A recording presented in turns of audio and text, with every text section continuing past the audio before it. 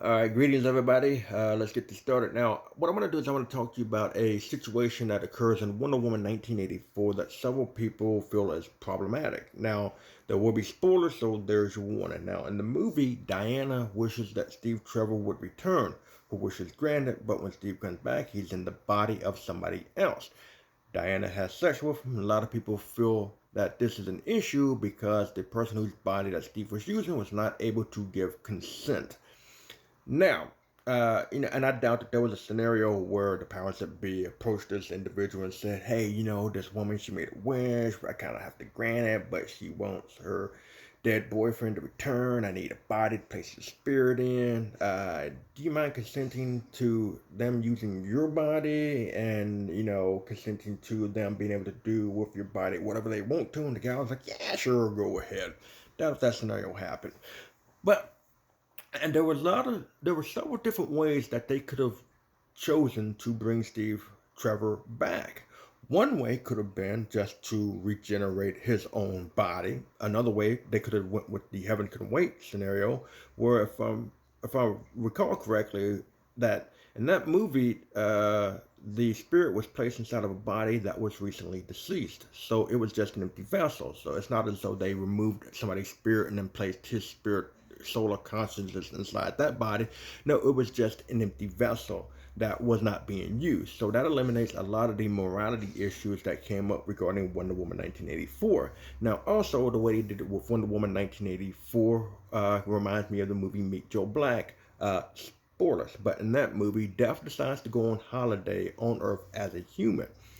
And Death needs a body to do this. So Death removes the spirit from a body, enters the body, and then when Death is done with Death's holiday, Death leaves, and then that person's spirit, essence, or consciousness is placed back inside the body. I'm assuming that that's what happened here with Wonder Woman 1984.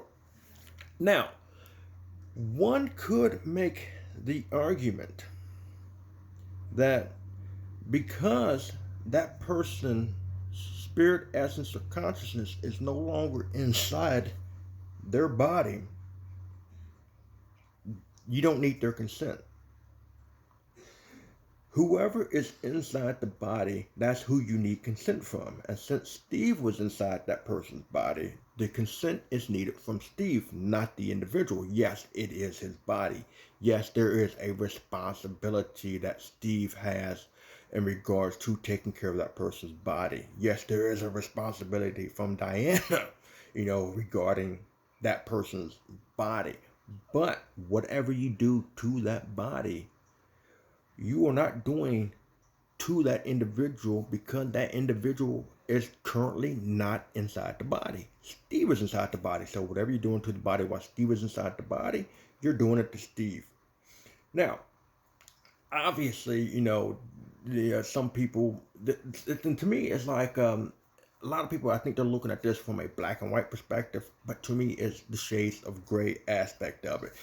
Again, yes, there is a certain responsibility that they have regarding this person's body as far as taking care of it, making sure no damage comes to it. But then again, and there are several different scenarios that people could bring up that will slide things, across the spectrum in regards to what's more acceptable or what's less acceptable in regards to what they should or should not be able to do with this person's body.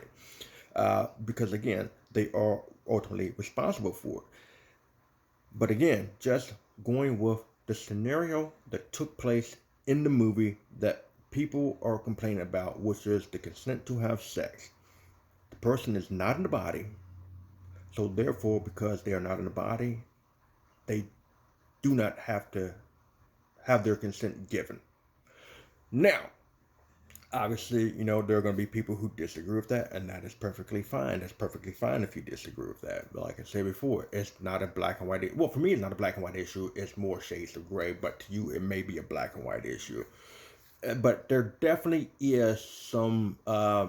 It's definitely questionable. I can admit that it's definitely questionable. It's definitely one of the things where you go, well, But see, to me, this is just more or less an explanation of a way to explain why it could be acceptable. Now, Another issue that people seem to have in regards to the movie was the fact that Diana didn't seem willing to give up Steve, so therefore she was willing to allow Steve to stay inside this person's body at the expense of this person. Now, I think that as time went by, Diana and Steve both would have eventually realized that it was wrong for Steve to stay inside this person's body, and eventually she would have renounced her wish and, you know, let that guy have his body back and resume his life, without needing the world ending, civilization ending um, catastrophe that happened in the movie, that was going to happen in the movie. Um, but in regards to that, that is an old storytelling thing where the hero has to make a sacrifice for the greater good. If you pay attention to the movie, Diana was lonely. Yeah, and it's like what Barbara Minerva said. Barbara Minerva thought that Diana had everything, and then of course Diana was like, things aren't always as they seem. Meaning, like, she was lonely. She lived a good life. She had some sort of happiness, but she was missing something. That something that she was missing was Steve. She lost her love, and she was walking around with that loss, with that hole in her heart, and so she was lonely, and she gets Steve back, so now she has her happiness back. She's complete. She's full, and so now she has to make the choice to sacrifice her own happiness for the greater good. Now, of course, she's going to be selfish for a little bit in regards to having what she wanted most back. I think most people in her situation would have been just as selfish. Some would have been even more selfish. Even the people who are sitting there complaining about the choice that she made and calling her selfish, they themselves would have been selfish also if they were in her situation. So, but at the end of the day, she made the right choice. Regardless of whether Steve had to push her or not, she made the right choice. She sacrificed her happiness for the greater good. Again, this is something that happens in storytelling all the time. Uh, so, anyway, those are my thoughts on that. There's no reason for me to keep on going and repeating points that I've already made. So anyway, what are your thoughts on it? To me, there really is no wrong answer, no wrong way to look at this. But anyway, what are your thoughts on it? Leave them in the comment section down below. Hit that like and subscribe button, that notification bell, and till next time. Oh yeah, thanks for watching the video if you made it all the way through. Till next time, catch you on the flip side.